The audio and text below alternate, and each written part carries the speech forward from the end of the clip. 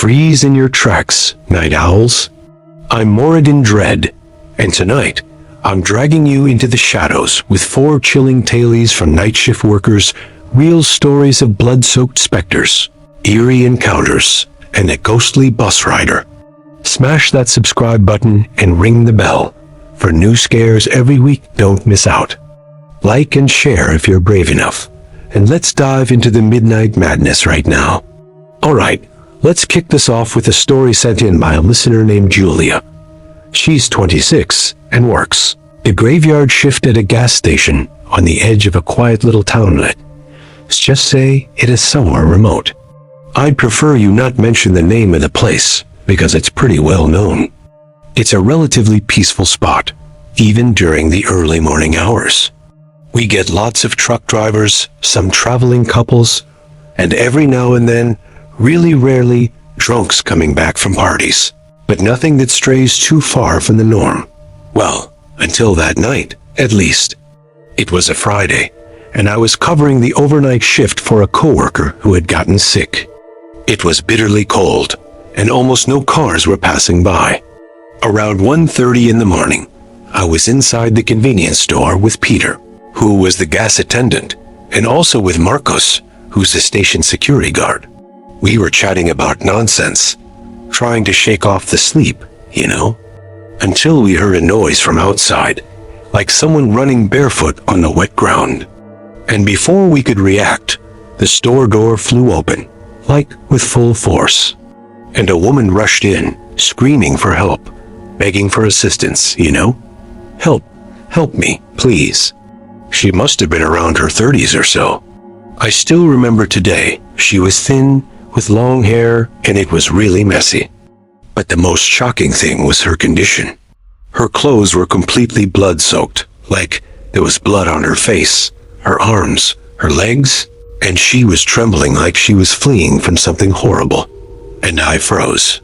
Peter stepped back, and Marcos tried to approach her, but the woman just kept repeating, "He's going to get me. He's coming. Help me, please." And before we could do anything, she ran straight to the women's bathroom, which was right next to the store. The door then slammed shut, like she had locked herself inside, and we, went after her, of course. And we stayed outside, knocking on the door, asking if she was okay, and trying to convince her to come out, promising that no one would harm her. But we got no response. After a while, Marcos decided to open it with the spare key. Morrigan, that's when the shock hit. The bathroom was completely empty. There was no one inside, and no drop of blood, no mark on the floor. It was as if that woman had never gone in there. Well, we just stood there, looking at each other in silence, kind of not understanding what had just happened. And we even considered that she might have gone out through one of the windows. But the windows are small and have bars, No one could get through there. At that moment, we decided to check the security cameras. The station system records everything, and the store has a camera right at the entrance. We went to the room where the monitors are, already expecting to see the scene of her rushing in, covered in blood. But Morrigan, can you believe it? She didn't show up at all. Absolutely nothing. The footage only showed us, the 3 of us, reacting, looking at nothing and talking to ourselves, It showed the door opening, like something had come in, but that something didn't appear on the recording. It showed us going to the bathroom, us there, like we were 3 crazies. Morrigan, we even laughed about the situation afterward. Anyway, the weirdest thing is that even after the recording, all of us remembered that woman perfectly. The color of her blouse, red, soaked with blood, her wide-open eyes full of fear, her screams. And that wasn't a collective delusion. It was real, Very real.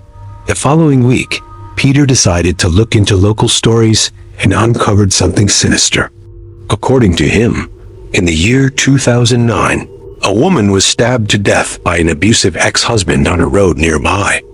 And it seems she ran a few kilometers like that, kind of asking for help, but she didn't make it and ended up, ended up collapsing and dying right there on the highway without getting any help. And then she was found dead, the next day by people passing by, and the ex-husband just left. Anyway, we thought that maybe that woman, that situation that happened could have been her. But there's nothing to prove it was the spirit of that same woman, But that it was something bizarre, it was. I took other shifts at that hour, but we never saw anything again. The other two guys never witnessed anything again either. Maybe that date was important to the spirit. We couldn't figure out exactly what date she died, in 2009, but maybe it has something to do with it. And well, that was the story. I really hope you read it and would like to know your opinion. What do you think might have happened? And that's where the story ends here. So, a big thanks for sending this in. Maybe that spirit shows up sometimes, but that night, you three might had your spiritual senses dialed up, call it heightened intuition. Or maybe it was the anniversary of her death, some date that mattered to her ghost. I'm not sold on that last bit though, because if it was her, wouldn't she haunt where she died, not the gas station? She collapsed on the road, right? So I'm leaning toward it being a random spectral visit. Man, that must have been wild, no camera proof. What do you think? Drop it in the comments. Stick around, the next tale's a head scratcher. Hang on a sec, folks. Let's move to the next one, called Exu's Gratitude. This comes from a listener named Sophia. Hi, my name is Sophia, and today I want to tell you something that happened with my husband during the pandemic in 2020. He works as a delivery guy, and at that time we still didn't know each other, and he lived alone and did shifts during the early morning hours. And he did shifts during the early morning when a lot of people avoided going out, but still when a lot of people didn't avoid going out, but still placed many delivery orders. During that strange year, a diner opened in our city that operated all night long. The curious thing is that even at night, the orders never stopped. It was all about sandwiches, fries, milkshakes. The place sold everything. And since it was a novelty, because it's a small town, there wasn't back then another food business like that operating during the early morning.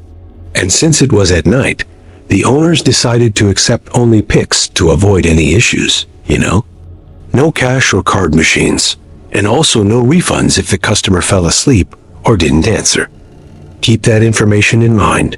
Well, on one of those early mornings, around about 3 a.m., my husband received an order for a neighborhood farther away from the city. And to get there, he had to pass by a big crossroads where 3 old roads intersected. And it was right there, on that silent and humid early morning, that he saw something curious. There were some people placing offerings at the crossroads. He was respectful, He just passed by slowly and continued his route. He said the people were there, placing offerings normally. Anyway, and he also mentioned that he felt a shiver when he passed by there, but nothing bad. It was even a good feeling. Anyway, when he arrived at the customer's house, he honked 3 times, like he always did, but no one showed up. He rang the bell, nothing. So he decided to call the order number, called out at the gate, but nothing, no sign of life. And so, from what he tells, this happened often. It seems that the customers, placed the order and went to sleep. Like, I know it doesn't make much sense, but it happened a lot. And that's exactly why the diner owners only accepted Pix. That's why I asked you to keep the information I gave earlier in mind. So, since it was already paid for, and he couldn't return the meals, and well, since it was already paid, he couldn't return the meals to the diner and couldn't get a refund.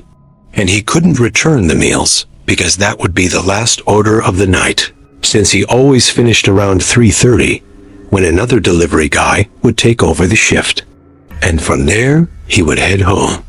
But at that time, he was on a diet, and he wasn't going to eat those 3 meals by himself. Like, he wasn't going to eat any, because, as I said, he was on a diet and also lived alone. so there was no one to give the meals to, but he also didn't want to let them go to waste. So when he passed by again, passing the crossroads once more, those people were still there. He then had an idea, stopped the bike, took off his helmet, and, with all respect, offered the meals.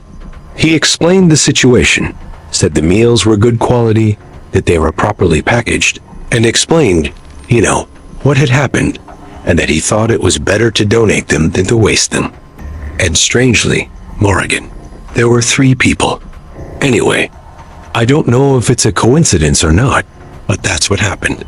The oldest person in the group, the eldest one, smiled and said, "Oh, we saw you pass by earlier, and now you're back." And the other one added jokingly, "Pegzu thanks you for remembering us, okay? That's Ake." And well, they accepted, thanked him a lot, smiled among themselves, and even joked about the coincidence. They chatted a bit, and then my husband said goodbye and took the way home. And this is where things change. When he was already on his street, just a few meters from the garage, the bike just stopped, turned off like that out of nowhere. And it wasn't a lack of gas or a panel error. It just shut down. He got mad, Tried to start it again, cursed.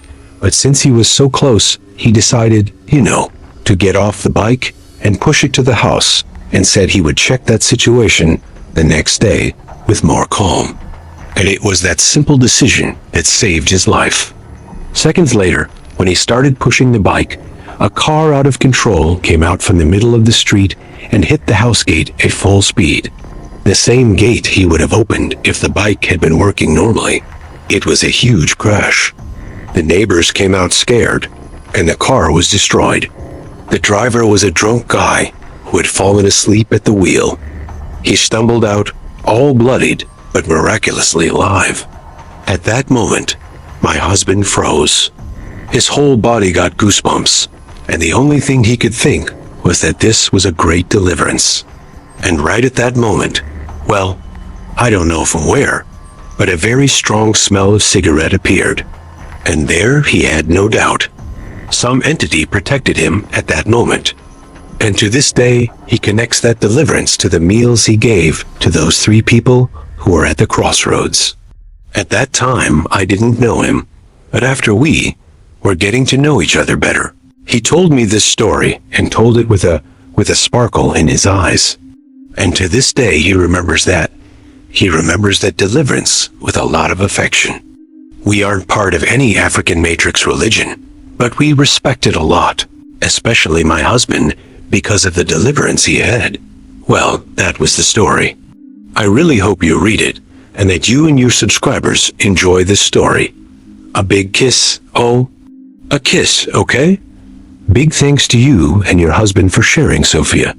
Folks, that's wild, huh? If that bike hadn't died, Lord, have mercy. Sometimes we dodge death by a hair, right?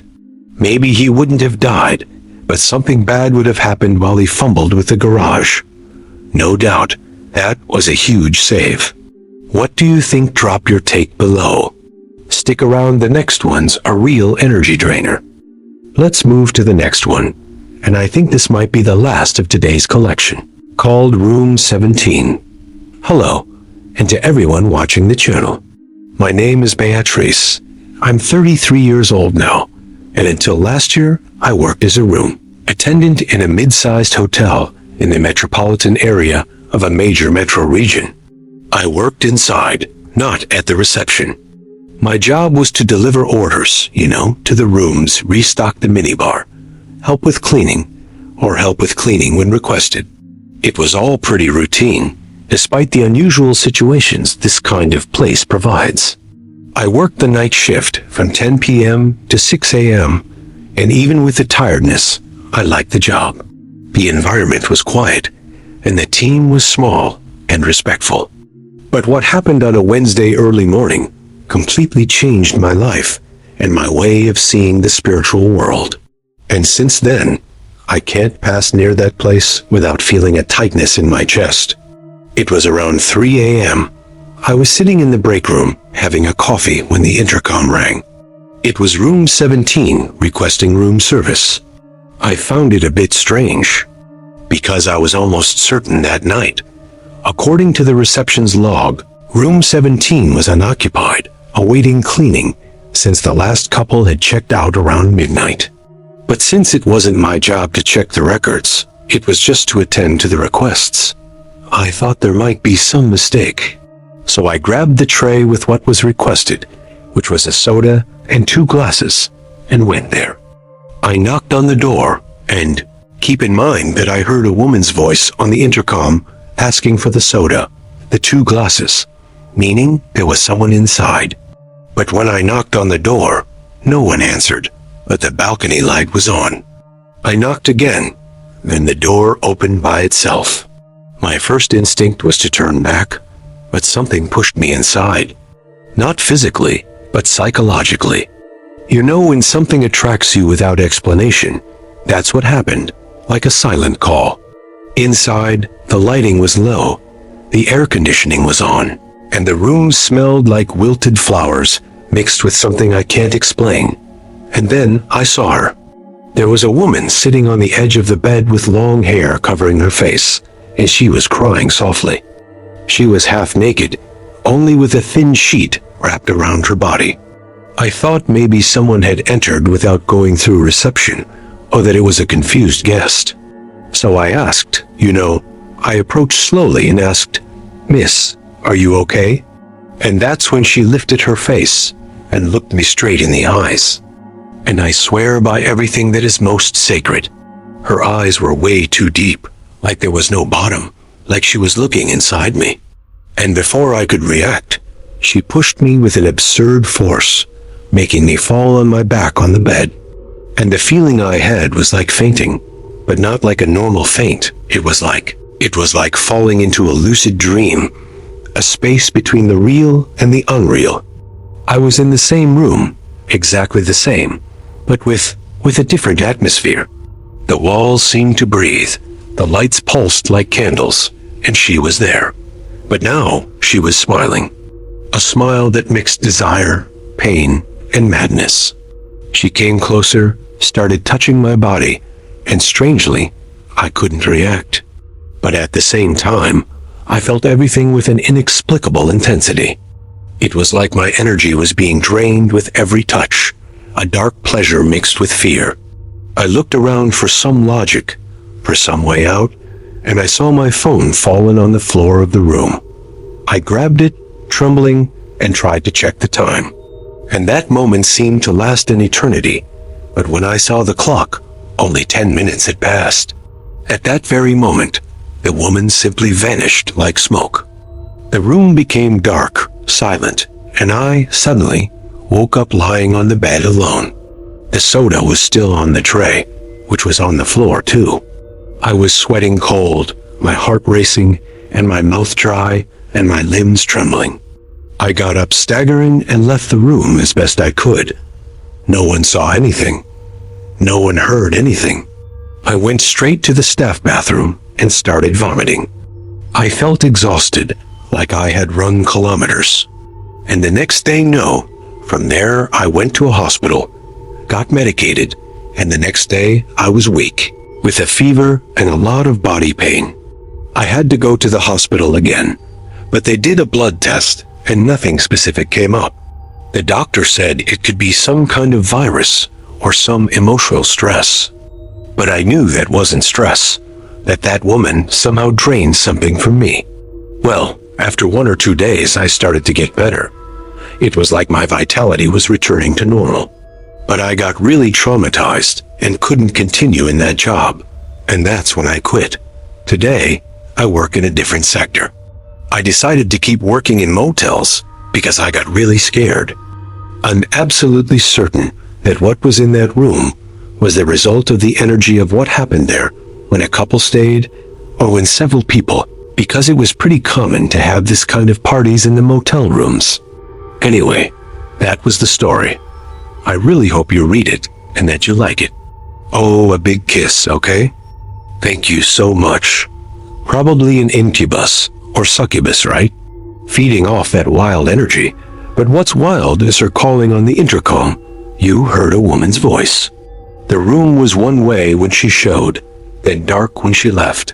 That's nuts, folks. Too much for just a ghost, something powerful, for sure. I'm terrified of motel vibes, low energy. What do you think? Comment below. Don't leave yet, the final tale's a ghostly ride. So let's move to the next one. And I believe this is indeed the last of today's collection, called The Last Seat Passenger. Hello, my name is Carla. I've been following you for a while, and today I want to tell a story that marked my childhood. Not because I lived it, but because I heard it repeated many times from my dad's mouth. Always the same way. Seriously, no exaggerations, and with a distant look, like someone remembering something they never managed to explain. My dad, Morrigan, was a bus driver for many years. He worked on various routes, but there was a period between, let's say, 2008 and 2013, when he did a more remote rural route that passed through farms, small villages, and dirt roads. It was a tough line, and because of the distance, he could only return the bus to the company garage around midnight. The ticket collector who worked with him was a guy who lived at one of the final stops. So after dropping off the last passengers, my dad always made the trip back alone, driving in the silence of the night or early morning, with the headlights cutting through the darkness of the dirt roads. And it was in that solitude that he started to notice something strange. There was a specific point on the route where everything seemed to change. It was after a long curve, where there was an old, huge Jamalau tree, almost covering part of the road with its branches. He said that every time he passed by that tree, he had the impression that someone got on the bus, even though he didn't stop. But the strangest thing was what came after. He felt a strange energy inside the bus, and while driving, at some point, he would glance quickly in the rearview mirror, and he would see a shadow sitting in the last seat of the bus. He couldn't see the face, and he never heard footsteps or the sound of the ticket machine or anything like that. It was just a dark, still presence that seemed to appear right after passing that Jamalau tree and always disappeared when the bus approached a marble and granite company. And it was in that stretch that, invariably, someone pulled the stop cord. The snap of the cord was clear and distinct. And there, in the reflection, my dad didn't stop the bus, But in the mirror's reflection, he saw that the shadow vanished, as if whatever was there got off, right in front of that marble and granite company.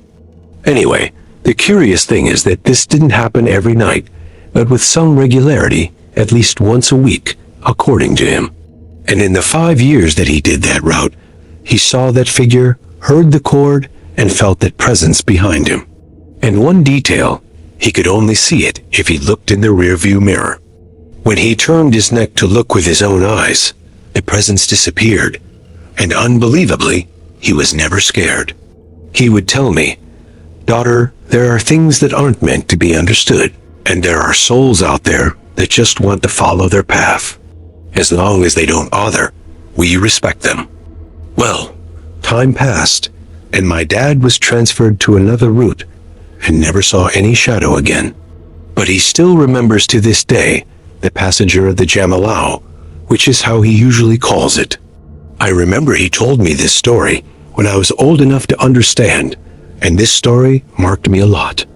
And although it has something supernatural, and that I personally would be afraid to work on a bus like that, it's a story that, for me, is nice to hear. And that's where the story ends here. And it's really like that, It's scary for whoever goes through it, yes, but I get it. There are some horror stories that are nice to hear. It's when there isn't too much gruesome stuff involved, especially. This is one of them, right? It's a story that leaves you like, folks, how crazy. Like, poor thing, the spirit seems like it didn't find peace even after dying, because apparently, I think he was going to work, folks. It doesn't make sense to be anything else, right? So, think about it. The poor guy didn't rest even after death. Lord, think about it, folks. You die and keep taking the bus and keep working. Oh no, for the love of God. But anyway, Jokes aside, big thanks for sending in the story. And I also want to thank each one of you who sent in the stories for today's collection. And also thank you for sticking around until the end of the video. Folks, we've just survived 4 insane true tales from the night shift. If you're still with me, you're a legend. Thanks for sticking around. Smash that subscribe button for weekly spooky vibes. Hit like if you're freaked out, and share with a friend who needs a scare. Drop your thoughts on these night shift horrors in the comments. What's the creepiest? I'll see you next week with more chills. Stay spooky, and bye-bye.